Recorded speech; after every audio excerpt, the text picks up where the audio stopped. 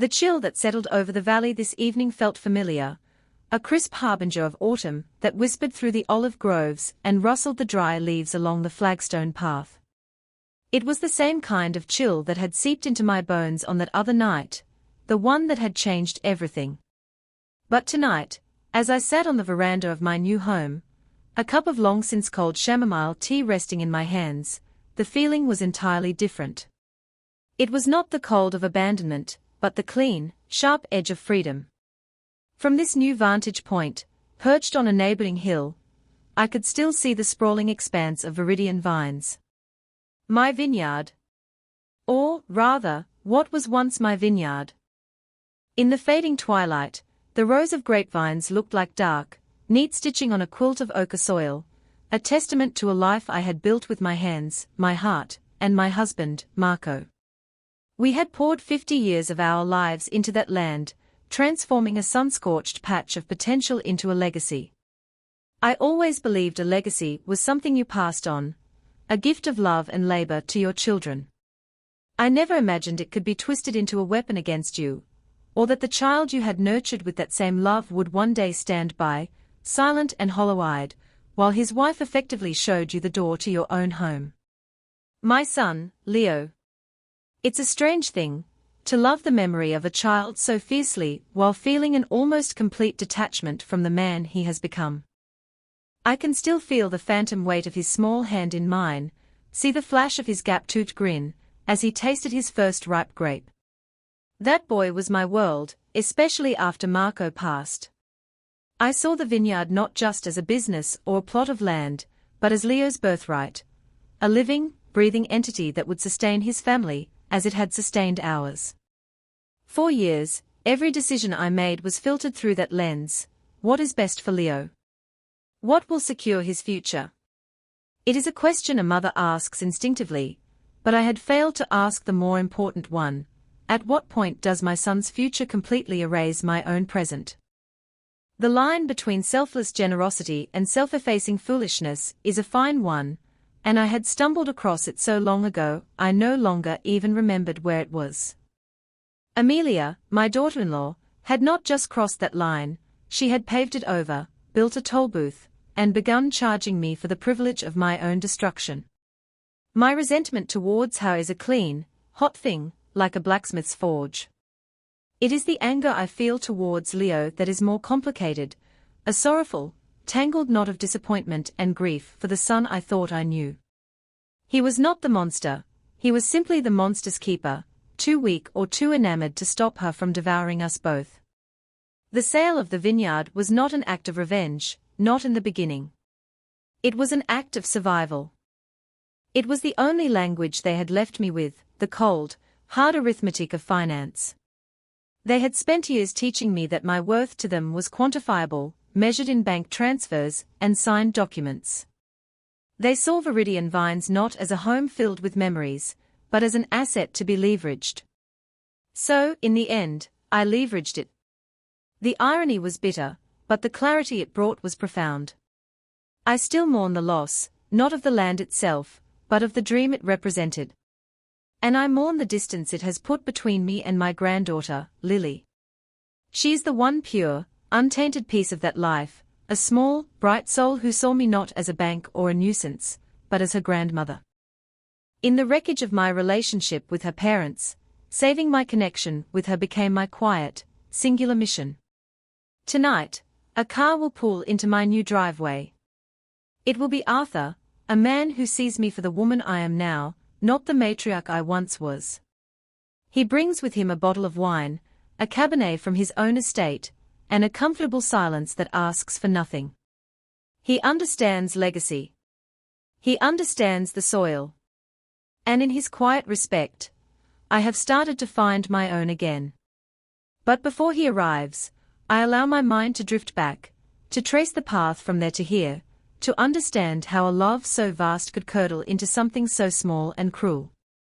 I need to remember the whole story, every painful detail, to truly appreciate the peace of this evening's chill. Marco and I bought the land when it was nothing but rock and hope.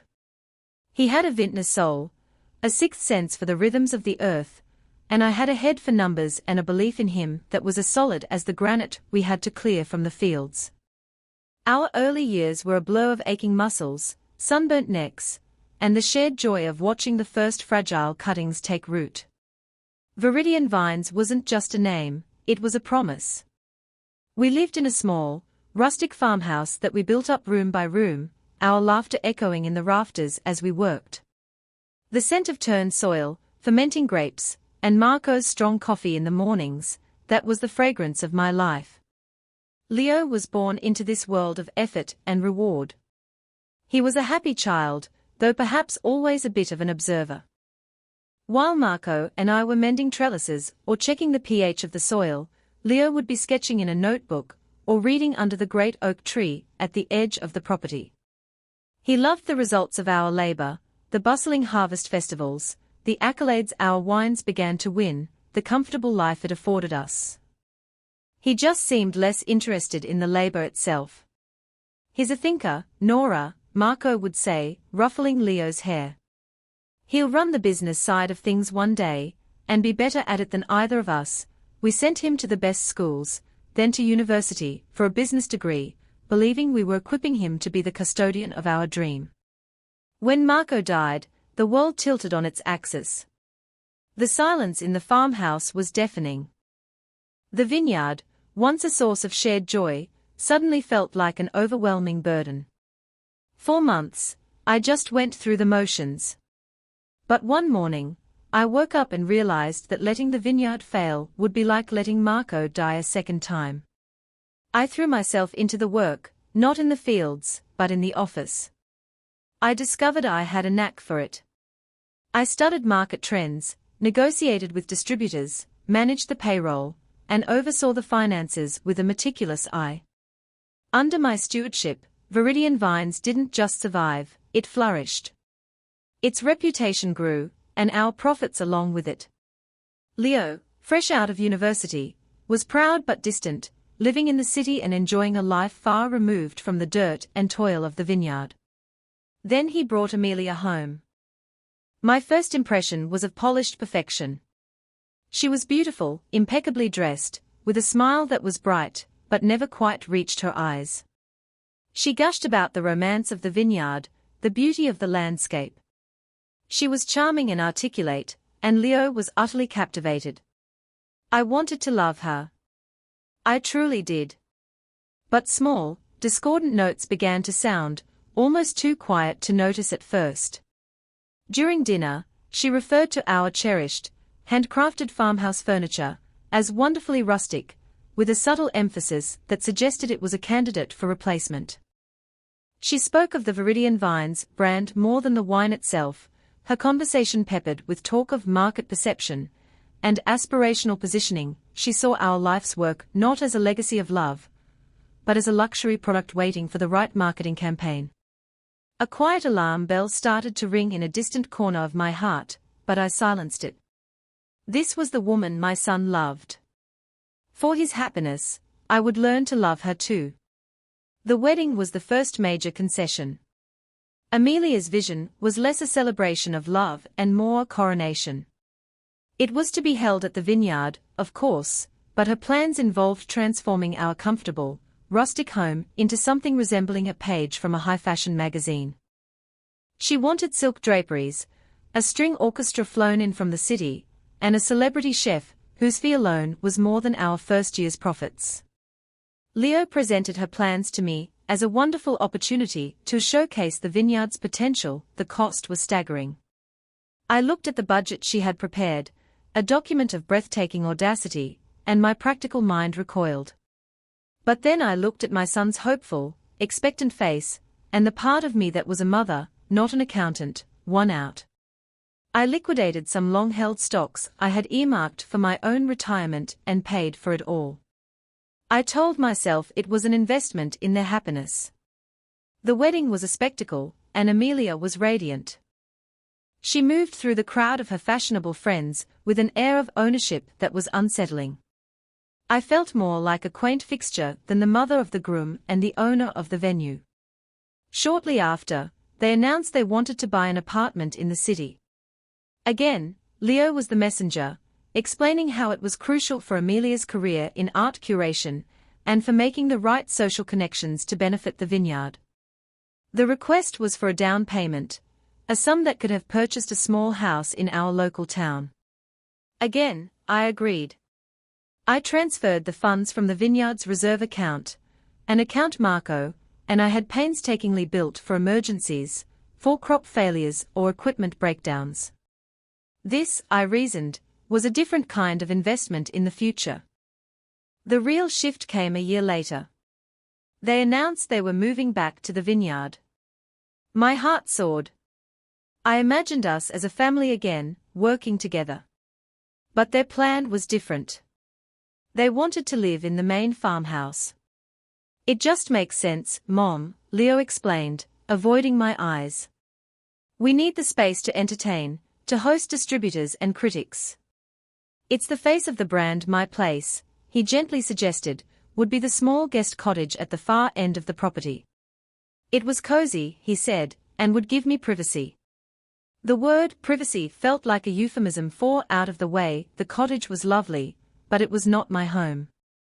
My home was the house Marco and I had built, the one where every floorboard held a memory. But to object felt selfish, like I was standing in the way of their ambition, in the way of the vineyard's progress. So, I packed my things, my life shrinking from a sprawling farmhouse to 2 small rooms, and I moved into the cottage. I watched as Amelia immediately began a massive renovation of my old home, her designers gutting rooms that held decades of my life within their walls. The most crucial part of this transition was the legal one.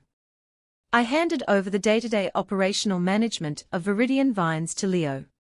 He was now the CEO, the public face. But my lawyer, a man as old and cautious as I was, had insisted on one unshakable condition when we drew up the new business structure. I would retain 100% ownership of the land itself, the buildings, and all capital assets. It was all held in a trust that I alone controlled. Leo and Amelia managed the profits, but they couldn't sell a single vine or a single brick without my signature. At the time, it felt like a mere formality, a sensible precaution. I had no idea it would one day become my only shield, and my sharpest sword. With control of the vineyard's operations and its considerable income stream, Amelia's spending habits, once a matter of occasional extravagance, became a torrential flood. The farmhouse was transformed into a minimalist palace of glass, steel, and stark white furniture, erasing any trace of the warm, rustic home it had once been. Luxury cars appeared in the driveway, their quiet purr an alien sound against the familiar backdrop of crickets and cicadas. Her wardrobe was a rotating display of designer labels, each outfit seemingly worn only once. Leo, caught in her orbit, began to change too. He dressed in expensive, tailored suits even on the warmest days and spoke with a new, affected vocabulary. He talked about synergy and brand optics, phrases that felt hollow and meaningless in the context of the earth and the seasons. I would watch them from my cottage window, feeling like an anthropologist studying a foreign tribe that had unaccountably settled on my ancestral lands. My only solace, the one pure and undiluted joy in my life, was the birth of my granddaughter, Lily. From the moment I held her, a tiny, perfect bundle, I felt a connection that transcended the growing unease. As she grew, that bond deepened. Lily was a child of the earth, like Marco had been. She wasn't interested in the sterile perfection of the main house. She loved the secret garden behind my cottage, the feel of the soil between her fingers, the sweet burst of a sun-warmed tomato picked straight from the vine. She would sit for hours on my small porch, her head resting on my lap, as I told her stories of her grandfather, of how he could predict the rain by the smell of the air, of how he named the different blocks of vines after his favorite operas. She was a perceptive child, with wide, serious eyes that seemed to see everything. She saw the forced smiles and the tension that crackled between her parents. She saw the way her mother's voice changed when I was around, becoming clipped and dismissive. "Why doesn't Mama like your stories, Nana?" she asked me once, her small voice full of genuine confusion. I had no answer for her. Our closeness became another point of contention. Amelia viewed my influence as a kind of contamination. "You're filling her head with sentimental nonsense, Eleonora," she said to me once, her voice sharp. "She needs to be focused on the future, not stuck in the past." She began to curate Lily's time, scheduling her days with tennis lessons, Mandarin tutors, and playdates with the children of other wealthy families. My time with my granddaughter became limited, rationed out like a treat she didn't want the child to have too much of.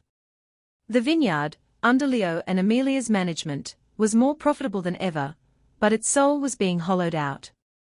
They introduced a second, ridiculously expensive, prestige label, using marketing and fancy bottles to sell mediocre wine to people with more money than taste. They closed the Vineyard to the public for tastings, alienating the local community that had supported us for decades, in favor of exclusive, private tours for the ultra-wealthy.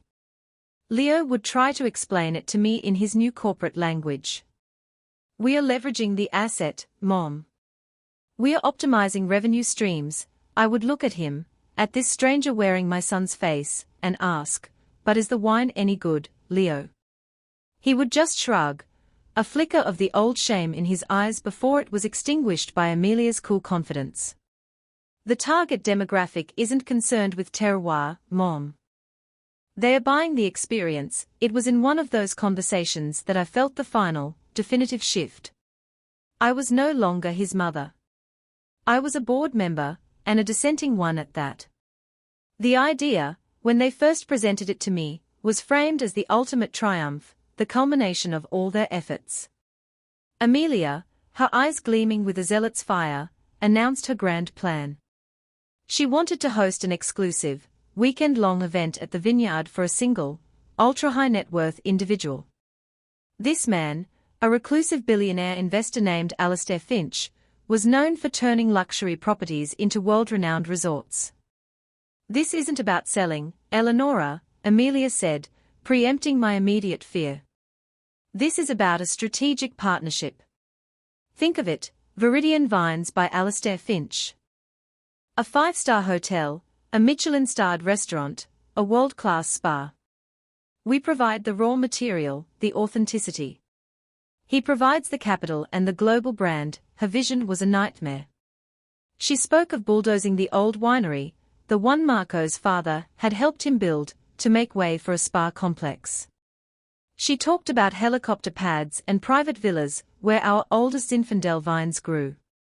She was describing the complete and utter annihilation of our life's work, of Marco's memory, and she was presenting it as a victory. "No," I said. The word was quiet, but it landed in the sterile white room with the force of a thunderclap. "Absolutely not. This is a vineyard. It is a home. It is not a resort." The argument that followed was the worst we had ever had. Amelia accused me of being sentimental, of living in the past, of being unable to see the bigger picture. She said I was selfishly hoarding a legacy that had the potential to become a global empire. But it was Leo's words that truly wounded me. "Mom, you have to stop seeing this place as Dad's memorial," he said, his voice pleading but firm. "It's an asset. A valuable one. We have a chance to secure our family's future for generations. Are you really going to stand in the way of that because you're scared of change?" His family. Not our family. His. The words hung in the air, drawing a clear line between them and me. But the plan was already in motion. Invitations had been hinted at, Finch's people had expressed interest. To back out now, Amelia argued, would be a catastrophic humiliation. And then came the financial blow. To create the opulent, seamless experience required to impress a man like Finch, they needed a significant infusion of cash. They had already spent the year's profits on their lavish lifestyle. They needed me to authorize a withdrawal from the Vineyard's capital reserve account, the final emergency fund that I, and I alone, controlled. The amount they wanted was obscene. It was for private jets to fly in Finch and his entourage, 4 appearance fees for a celebrity chef, and a famous musician, 4 temporary structures, and lavish decorations. It's a calculated risk, Leo insisted. We spend this now to gain hundreds of millions in investment later. I looked from his desperate face to Amelia's hard, determined one. Every instinct screamed at me to refuse, to shut it down, to protect the last vestiges of my husband's legacy, and my own financial security. But they wore me down. They painted a picture of ruin if I refused, of a lost opportunity that would cripple them. In a moment of profound weakness, exhausted by the conflict and clinging to a desperate, foolish hope that this final concession might buy back some sliver of my son's affection, I agreed. I signed the papers. This is the last time, I said, my voice trembling slightly. After this, there are no more big asks. This well is running dry, Amelia smiled, a thin, triumphant curve of her lips. Of course, Eleonora, she said. This is the one that makes all the others unnecessary. I had no idea how true that statement would turn out to be. The day of Alastair Finch's arrival felt like an invasion. The tranquil vineyard was swarming with strangers. Valets in crisp uniforms lined the driveway, where I had taught Leo to ride his bike. Caterers with headsets bustled in and out of my old kitchen, their faces set with grim purpose. A string quartet was rehearsing on the main lawn, their delicate music a bizarre soundtrack to the desecration. I felt like a ghost haunting my own life, invisible and irrelevant. I had retreated to my cottage, but the nervous energy of the event was inescapable. Amelia, a vision in a severe, architectural gown of silver silk, was the undisputed general of this army. She moved with a terrifying efficiency, issuing commands into her phone, her smile never faltering as she directed the chaos. When she saw me standing by my doorway, she strode over, her heels sinking slightly into the soft grass. Eleonora, she said, her voice tight, I need you to stay out of sight for a while. We have everything under control, and the aesthetic needs to be perfect. She wasn't asking, she was commanding. I was part of the rustic past that needed to be hidden away. Later that evening, after Finch and his entourage had arrived and been swept away on a tour of the Brand experience, I saw Lily. She had slipped away from her minder and run to my cottage. Her face was pale and her eyes were wide with distress. Mama is being so loud and fake, Nana, she whispered, burying her face in my dress. And Papa just follows her around and nods. It's scary. I held her tight, stroking her hair, my heart aching. She was the only one who could still see the truth. The evening wore on, a cacophony of forced laughter and clinking glasses drifting over from the main house. I had assumed I would simply stay in my cottage for the night. Around 11, a frantic-looking assistant knocked on my door. Miss Amelia sent me, she said breathlessly. There's a situation. I walked over to the main house, where I found Amelia in the hallway, her face a mask of controlled fury. Leo stood behind her, looking utterly miserable. We have a problem, Amelia said, dispensing with any pleasantries. Mr. Finch's personal chef, his contract stipulates a private guest suite. We had planned to put him in a hotel, but he's refusing. He insists on staying on the property. I stared at her, not understanding. So? Put him in one of the guest rooms. They are all full, she snapped. Finch brought more people than we expected. His security detail, his personal assistant, his nutritionist, every room is taken. Then I understood. I saw it in the way she refused to meet my gaze. She was looking at my cottage. You want me to give up my cottage for the chef, I stated, my voice flat. It's the only option, she said. It's just for one night, Eleonora. It's crucial that everything is perfect for Mr. Finch. I looked at Leo, appealing to him with my eyes. Say something. Stop this. He just stared at the floor, his shoulders slumped in defeat. And where, exactly, am I supposed to sleep? I asked, the question laced with a coldness that surprised even me. Amelia waved a dismissive hand. Oh, for heaven's sake, it's one night. We can make you comfortable somewhere. There's a covered patio, we have a very comfortable chaise lounge out there. We'll get you a blanket. It's a mild night, a chaise lounge. On the patio. She was telling me, the woman who owned every inch of this land, to sleep outside so a chef she had hired could have my bed. It was the ultimate humiliation, delivered with a casual cruelty that stole my breath. It wasn't just about logistics, it was a statement. I was not family. I was not even a guest. I was an inconvenience, a piece of old furniture to be moved out of the way. I looked at my son one last time. His silence was his answer. It was his complicity. It was his betrayal. Without another word, I turned and walked away. I didn't go to the patio. Lily, who had been watching from the top of the stairs, her small face streaked with tears, ran towards me, but Leo caught her arm and pulled her back, murmuring something about it being past her bedtime. The last thing I saw was my granddaughter's desperate, pleading face as her father led her away from me. That was the moment the love for my son finally, irrevocably, died. I didn't take the blanket they offered. I walked out onto the wide, slate-tiled patio, the one Marco and I had laid ourselves one hot summer 30 years ago. I sank onto the chaise lounge, its modern, uncomfortable cushions a symbol of everything Amelia had wrought. The chill I had noticed earlier in the day began to creep in, a damp cold that seemed to emanate from the stone floor and work its way into my soul. But the physical discomfort was nothing, a distant annoyance compared to the Arctic frost that was crystallizing around my heart. For hours, I just sat there in the darkness, the sounds of the party a muffled, meaningless drone. The stars, usually a source of comfort, looked like cold, indifferent diamonds scattered on black velvet. My mind became a relentless cinema, projecting scenes from my life onto the screen of the night. I saw Marco, his face weathered and smiling, holding up a cluster of perfectly ripe grapes, his eyes shining with pride. I saw a younger me, poring over ledgers at the kitchen table late at night, determined to make our dream a success.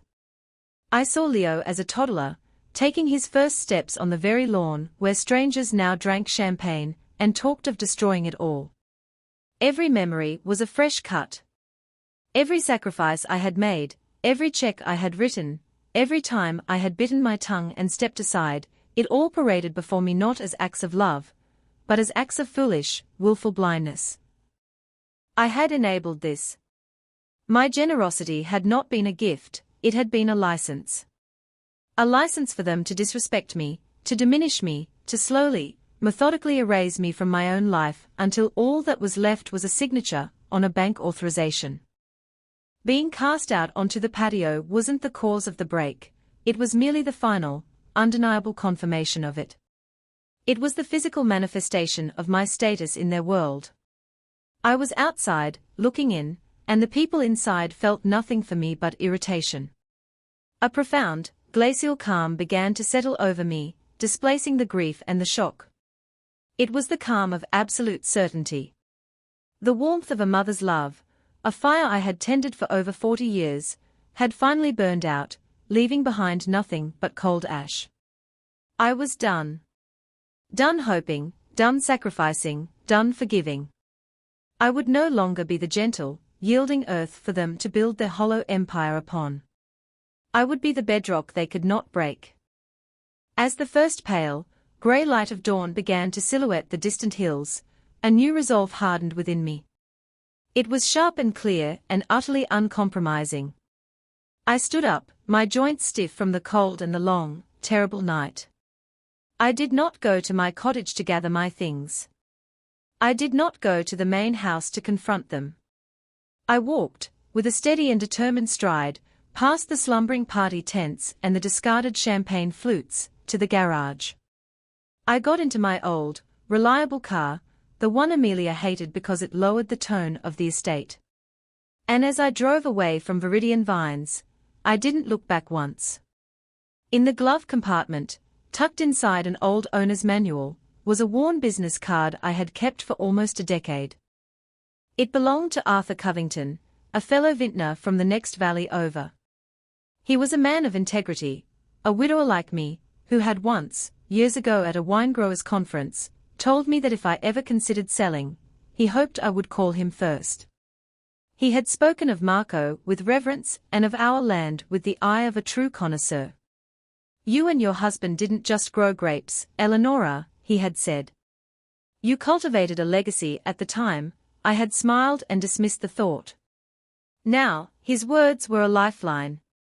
I drove for an hour, putting miles of asphalt between me and the life that was no longer mine. I didn't drive aimlessly. I drove to the neighboring town of Oakhaven, a quiet, respectable place where I knew no one.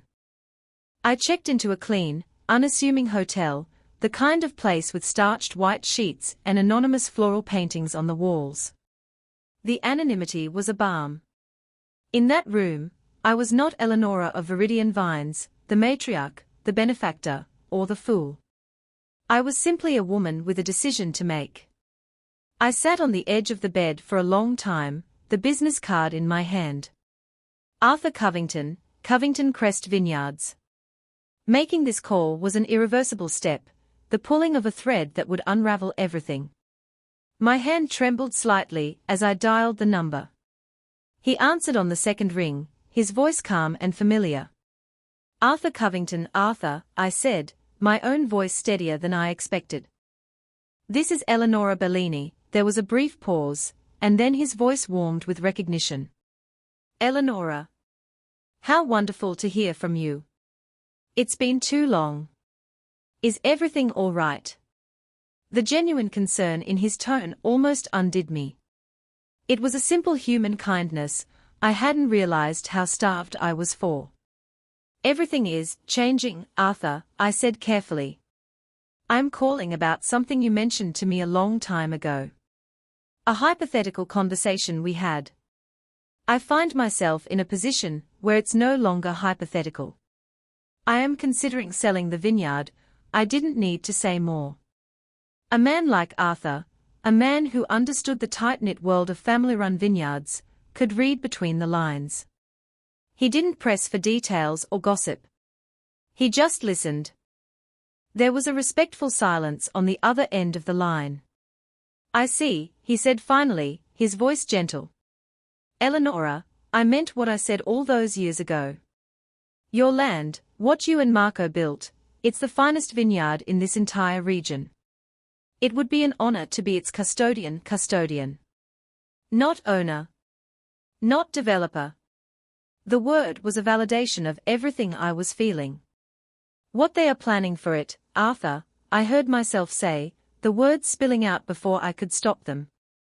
"What my son and his wife are planning, it's a travesty." "I've heard the rumors," he said softly. "The talk of resorts and investors. It sounds more like they are in the hospitality business than the wine business. A place like Viridian Vines deserves better. It deserves to have its story continued, not erased." He got it. He truly got it.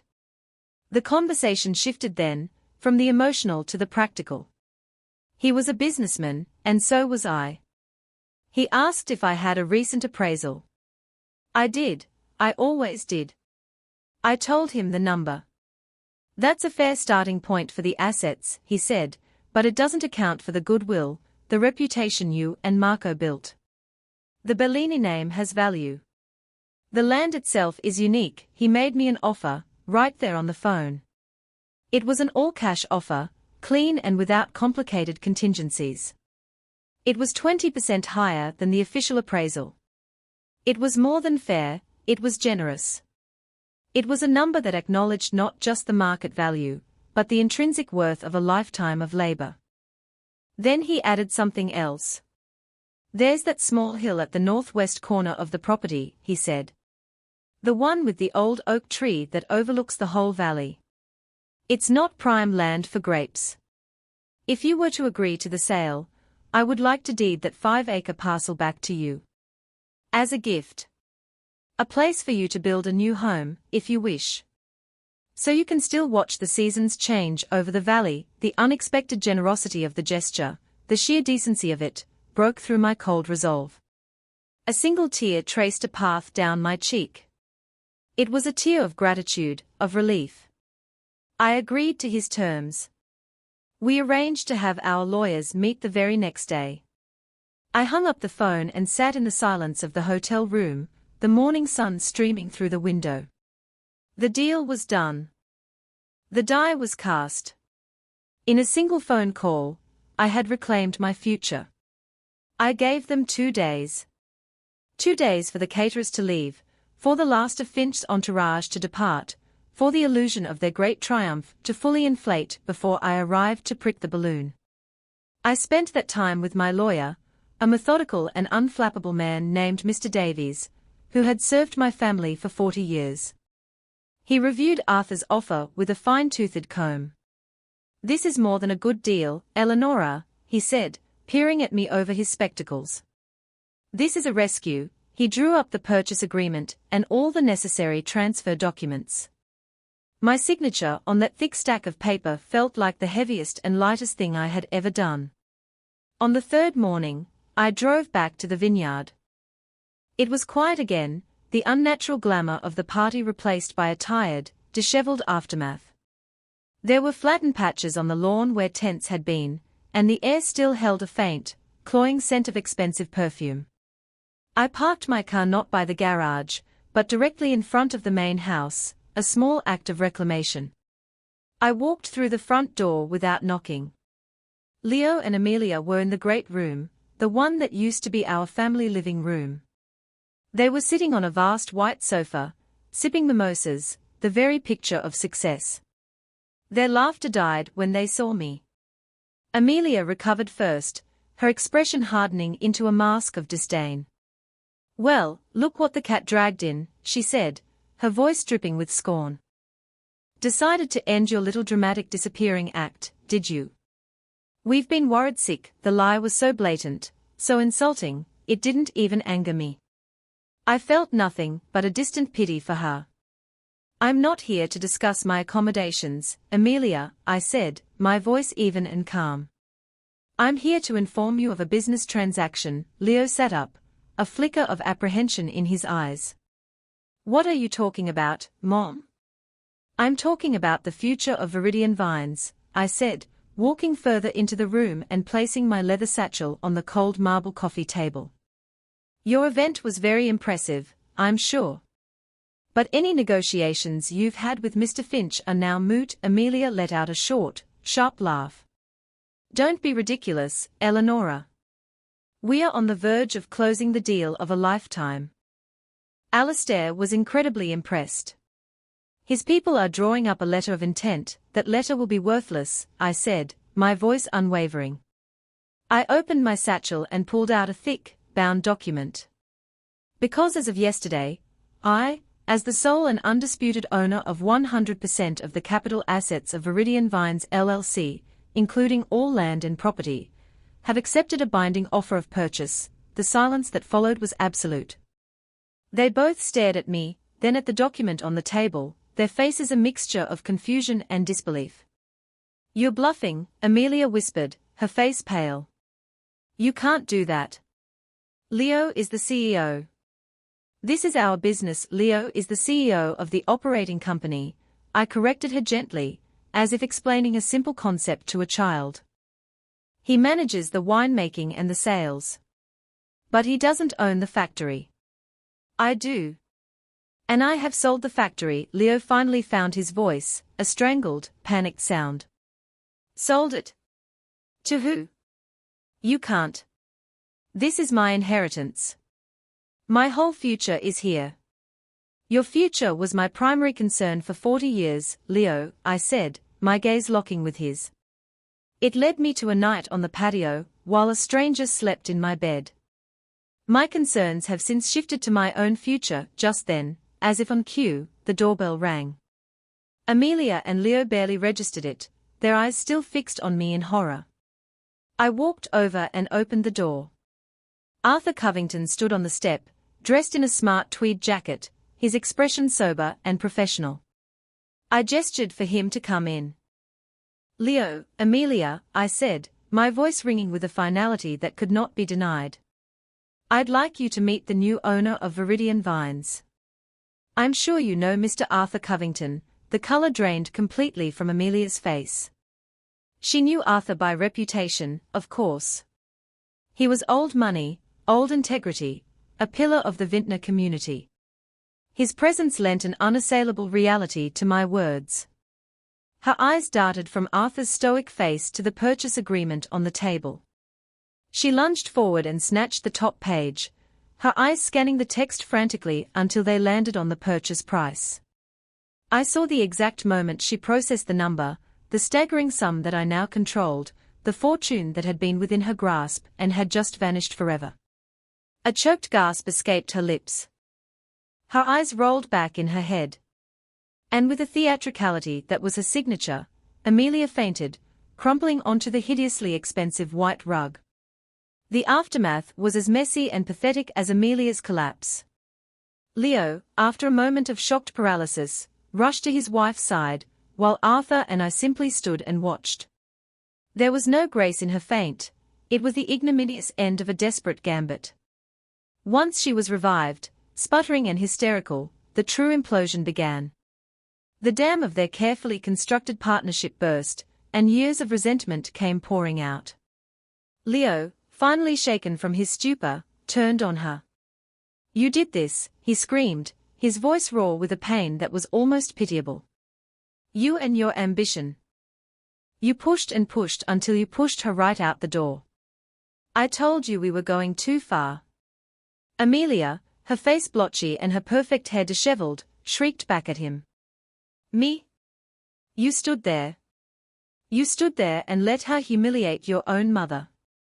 You were too weak to be a husband and too weak to be a son, and now you have nothing." They tore into each other with the ferocity of cornered animals, their accusations laying bare the rotten foundation of their marriage.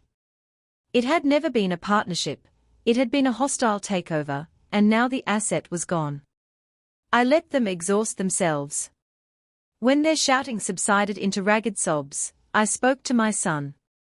I told him he and Amelia had 30 days to vacate the premises, as stipulated in the sales contract. The house was no longer theirs. The cars were leased to the company, which now belonged to Arthur. The life they had built on my legacy was being liquidated. Later that week, after Amelia had packed her designer bags and left for the city, her final words to Leo being a venomous promise to take him for everything he didn't have, I had one last conversation with my son. He was a broken man, sitting amidst the half-empty rooms of the house he had briefly commanded. He looked old and tired. He tried to apologize, but the words were hollow, coming far too late.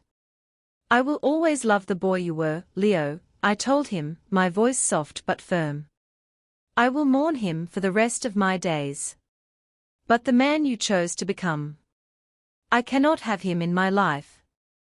A mother's love is not supposed to be an endless line of credit for cruelty. As a final act of what felt more like duty than love, I didn't cut him off completely. I used a small portion of the sales proceeds to establish a modest, tightly controlled trust in his name. Mr. Davies administered it. It provided him with enough for a simple apartment and basic living expenses, but not a penny more. There would be no more luxuries, no more grand schemes. It was a safety net, not a springboard. My most important work, however, concerned Lily.